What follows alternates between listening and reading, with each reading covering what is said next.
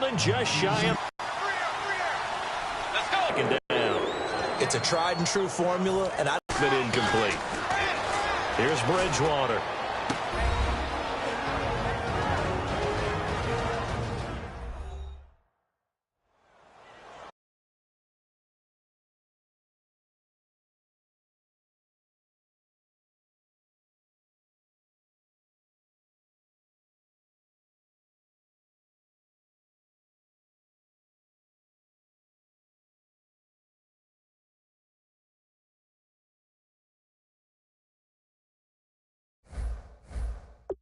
Timeout over, and all 11 men back out onto the field for the defense. Walsh now for the PAT. Oh, they flip it to the kicker. He looks like he's going to throw it. But successfully. Did someone dare them to do that? Did someone double dog dare him to do that? What was that? Maybe they saw something on film, but do you see something on film with those to try something from the 15 on a PAT? I don't know. The only thing they needed to see on film there was a snap, a hold, and someone kicking the ball through the post.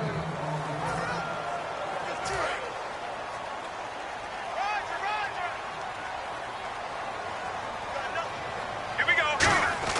On first down, here's Sanchez. And they're not able to hook up there. Incomplete. He was trying to get it to Benny Fowler that time. And it's second down.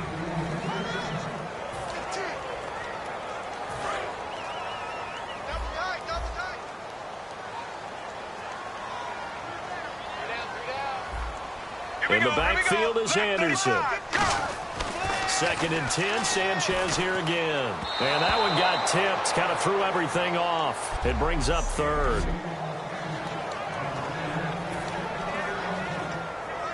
So a ways to go here on 3rd and 10.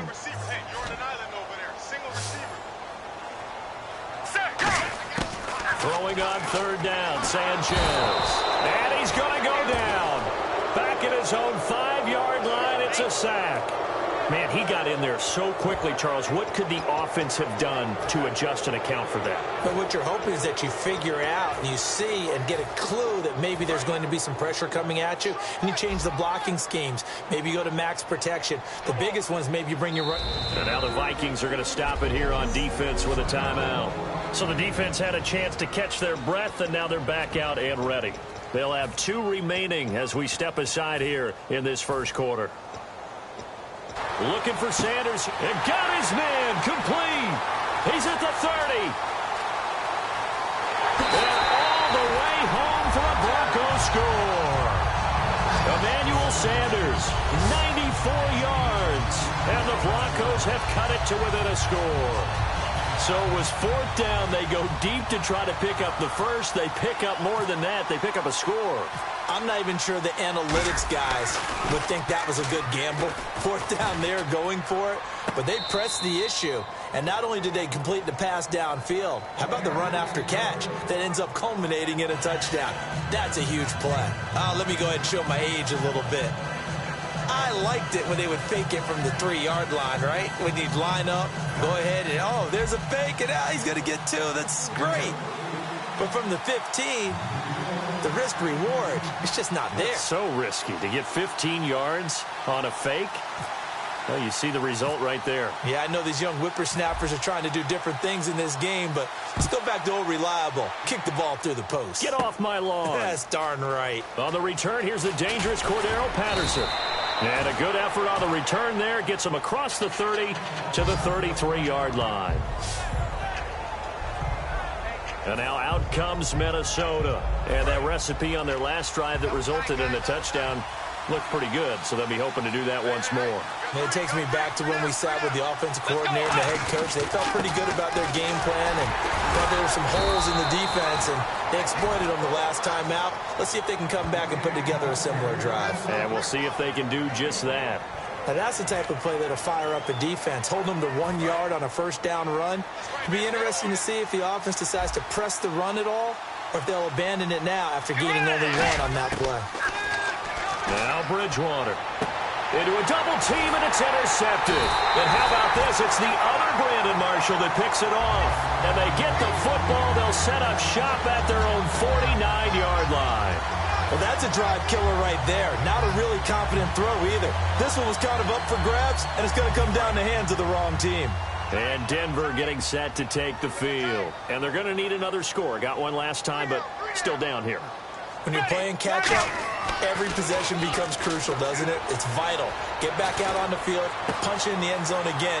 They know it's not easy, but what they do have going for them, they did score the last time. They think they've got a good formula working. And what about the defense? Well, now you're just saying to yourself, okay, we gave up a score last time. What adjustments do we need to make to slow them down now and get the ball back for our own offense? Is it more pressure? Is it more zone? What do they have to do? They're trying to figure that out themselves. We'll see if they can figure that out right here. He's going to loft one deep over the middle. And he bats it away, and it falls down incomplete. Back alongside Charles Davis, I'm Brandon Gaudin. It's Bronco football to begin quarter number 2. They've got it 2nd and 10 to start things out.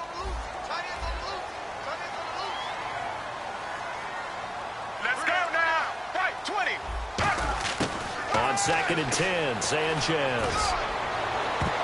No, he almost had it. Already with one interception, just missing his second there. A pretty rocky start in this game for the guy throwing the ball. Already has thrown one interception. Almost threw a second one right there. All he's doing right now is giving the defense a whole lot of confidence. Fans do love the long ball, don't they? And he already found his guy once. Tried to give him another chance there, didn't he? Yeah, he did. Couldn't connect, but as you alluded to, he does have that touchdown from earlier, trying to keep him in the rhythm.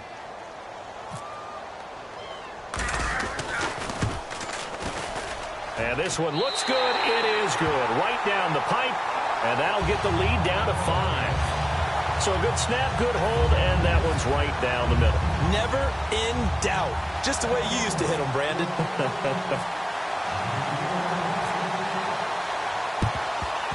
And the Vikings able to recover. The hands team does its job. A second quarter onside kick there that failed. Is that something that maybe they had dialed up before this game started? It feels like it, doesn't it? That they thought they had the right situation, you know, and the right approach in going after it. Also may signal that they feel like they have the superior team, that they can try these sorts of things, and it won't come back and hurt them later. It's caught. Michael Pruitt. 18 yards on the pickup there. And it'll be first down, Vikings. There are so many things to watch for when you play defense. And reading your keys, you always hear about that, and having your eyes in the right place. Sometimes your eyes can fool you. How about that play action there? That sprang the big guy, didn't it? Able to dump it over the top to him. He's got the connection over the middle to Diggs. It's a really nice 15-yard pickup, and now it's first and goal. One thing I can say pretty safely, that route is not called if you don't have a guy who can throw the ball and put some mustard on it. Because if you're going to lollipop it in the middle of the field, bad things usually happen. It takes a strong-arm guy who can rifle it in there, and they were able to successfully complete that one. Bridgewater.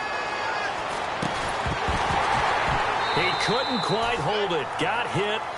Ball pops out. Incomplete. We know it's not an easy job to go out and catch passes when people are trying to tackle you and knock the ball away. But the bottom line is, that's a pass he's got to have and a pass he should have caught.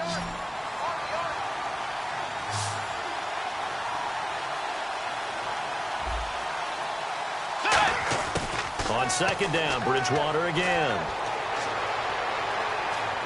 Buying time to his left. And he's just going to throw this one out of bounds here. Nowhere to go with it. Incomplete. Let's face it, you can run the route tree as many times as you want, get in sync, practice it, do all those things. But once you get to game speed, it doesn't always time up quite that well. That one goes incomplete. Peterson alone in the backfield. Throwing. Bridgewater. And he can't bring it in. Incomplete. He dropped it on the crossing route. Fourth down now. Man, a tough spot to drop that down here, third and goal. And so many times when you analyze a play like this, you talk about the people around him and maybe his focus was gone. Sometimes just simply him understanding how close he is to the end zone and a chance to score, and he tightens up and doesn't complete the play. So put 3 on the board. A little bit of a hook on the driver that time. Looked a little bit like you, Charles, over on the 8th at Windermere. You know me too well, partner, except that he got his to hit a tree and kick back into the fairway. That'll be taken in the end zone.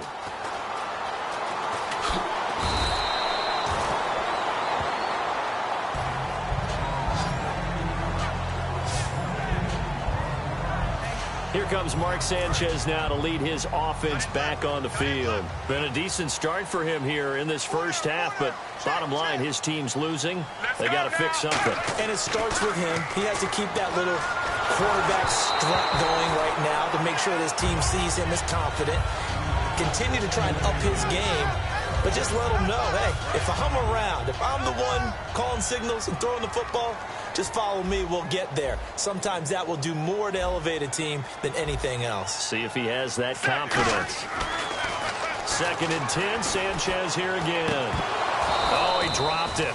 They were looking for him in the middle third. He couldn't catch it. Now 3rd down.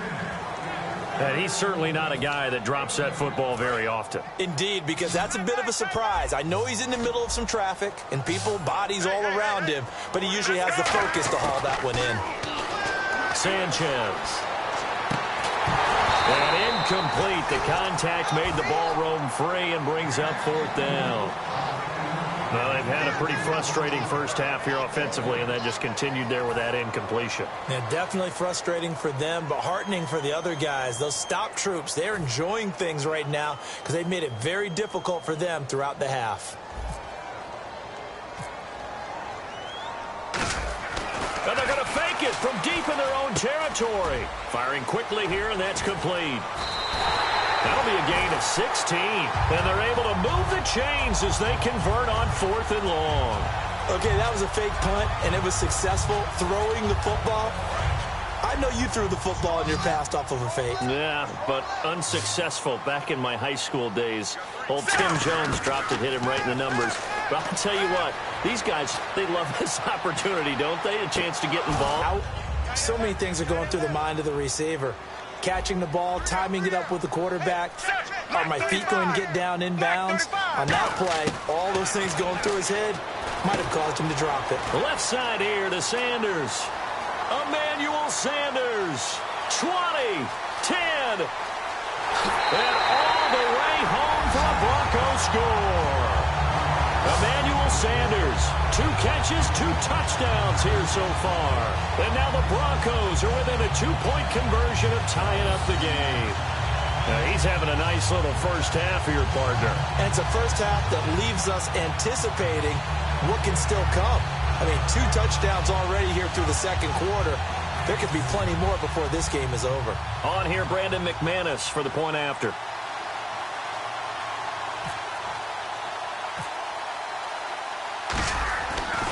Flip it to the kicker. He looks like he's going to throw it. This will be caught just inside the 10. And he'll get into the end zone as the 2-point conversion is successful.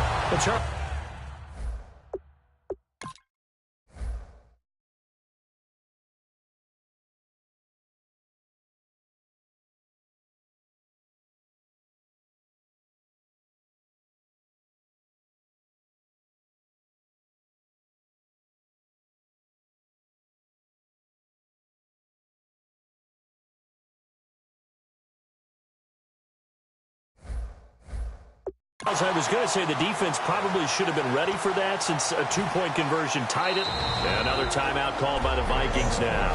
That's their second, so they'll have 1 remaining here in this second quarter. We'll be right back. And how about this decision? Tie game first half, but here's an onside kick. And the Vikings able to recover. The hands team does its job. And that's why you have your hands team out there on the field. Those are the best guys ready to make that play. And let's face it, it was executed well. It wasn't a bad kick. It wasn't anything like that. Just that the normal outcome actually came to play. Analytics will tell you it's a very low possibility of getting the ball for the team kicking it in an onside kick situation. You're all about the numbers, aren't you? All about the numbers, baby. It's a new game now. They don't lie. And the grab made by the tight end Pruitt. It's a gain of 17 that time. And that leads to a Minnesota first down.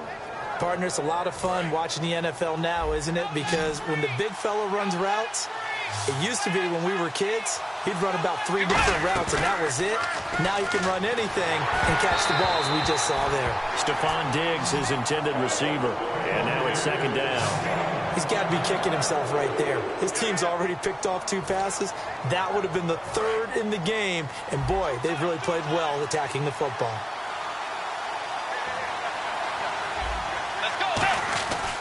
play fake to Peterson. Now Bridgewater.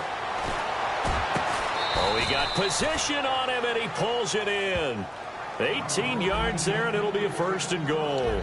So in the second quarter, he's already up over 100 yards receiving now. And isn't 100 the magic number for a really good game for a receiver? So he got a chance to really shatter that and have a profound effect on this game. They'll run with Peterson. And he'll get this one back to the 5-yard line, but no further than that. Only a yard that time, 2nd and goal. Tough day, tough sledding right there, and it's been that way the entire game. Not a whole lot of room to ramble for him. Yeah, you're right. It's been that way all afternoon. Didn't get a whole lot better there. Peterson alone in the backfield. Here's Bridgewater. That's caught at the 3. 4 yards on the completion, and it sets up a 3rd down. Got to give credit where it's due. Really nice defense on that play. The pitch and catch was successful, but not any run after it.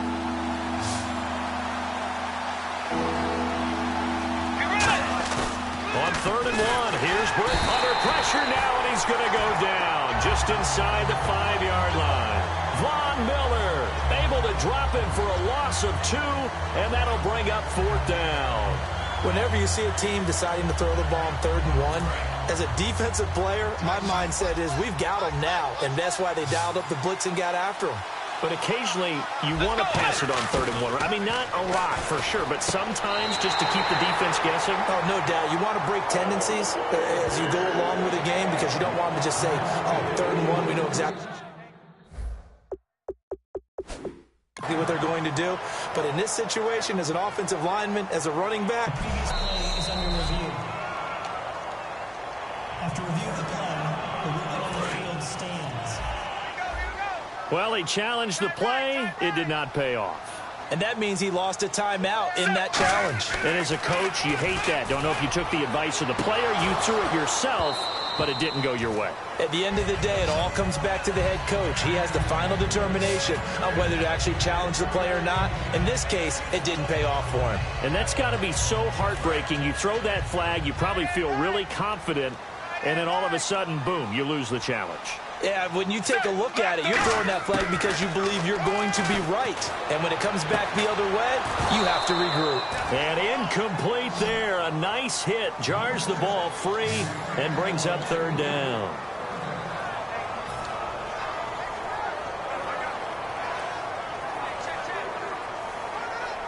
So still a full 10 yards to go here for the offense on 3rd down.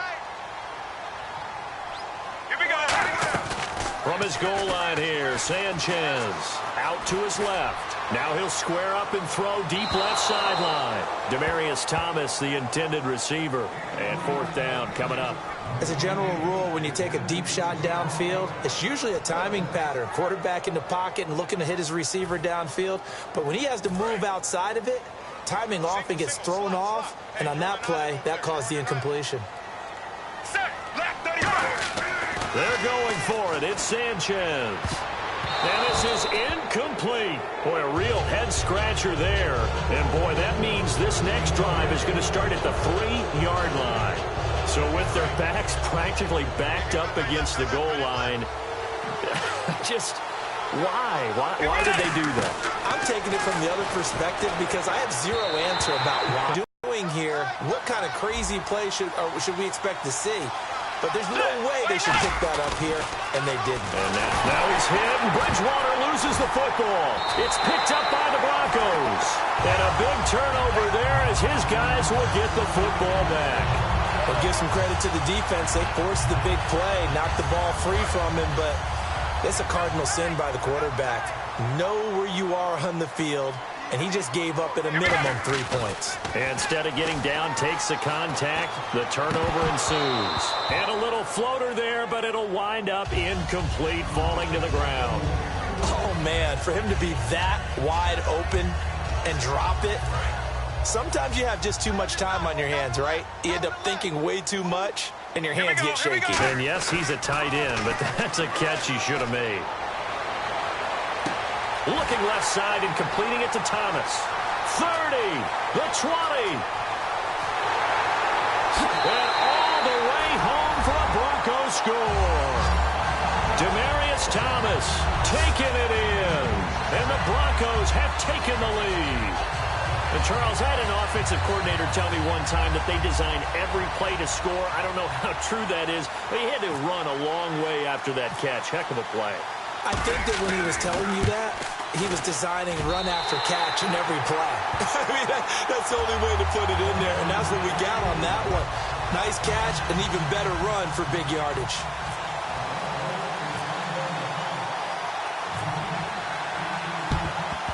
And the Vikings able to recover. The hands team does its job. The risk reward of the onside kick. When you don't get it, the risk comes out to play. And here they gave up great field position. And that's the key to everything, because you're trying your best to press advantages when you have them. And field position leads you to that type of play calling. And whether you want to blitz or whether you want to throw the ball deep, those types of things, now they've given up that type of field position, the advantage is switched to their opponent. And it pops free. The collision there jarred the ball loose and brings up second down. As tight ends go, he might not provide the super flashy plays very often, but he's pretty reliable. Usually an excellent target and normally catches what's thrown to him, but he didn't on that play.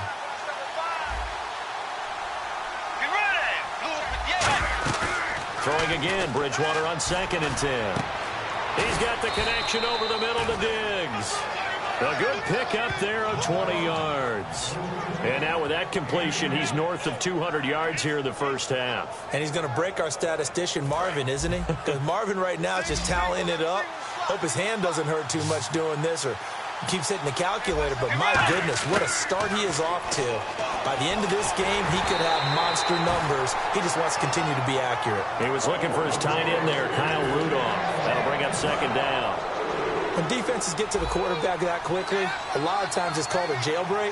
It wasn't quite that fast, but fast enough that he had no time to look downfield and set himself to throw the ball.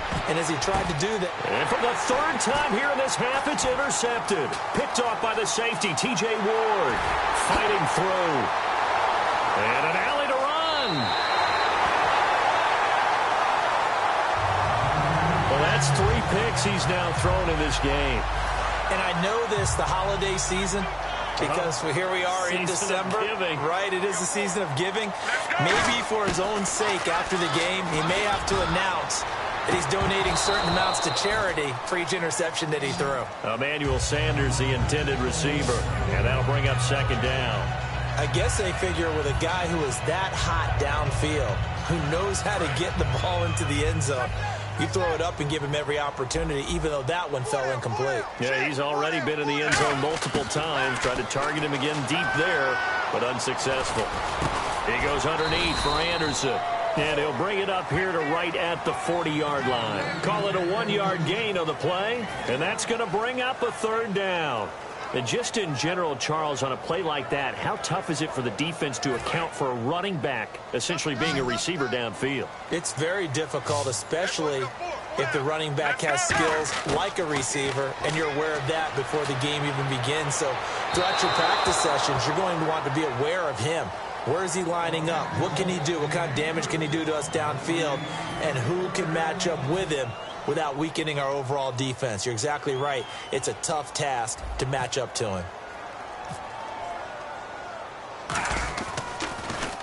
He'll send this one into the mile-high air, and it's a good one. Sherrills to return it. Officially a minute 54 to go in this first half. Back to Denver right after this. Now the Vikings offense gets set to take over here. And with 3 interceptions thrown already, we'll see. Do they rely more on the ground game here? They may have to change things offensively to try and settle things down. Not just for the guy throwing the ball, but for the rest of the offensive unit, because his confidence has to be shaken a little bit. And you just wonder, is the backup going to start to warm up a little bit over on the sideline? On second down, Bridgewater again. And he's going to go down right near the goal line. The officials look at each other. They're going to mark him at the 1-yard line. Oh, boy, he got a favorable spot there. The guys on the sidelines were raising their hands over their head and clasping their hands to signal safety. But the official marked it just outside the end zone. the 1-yard line.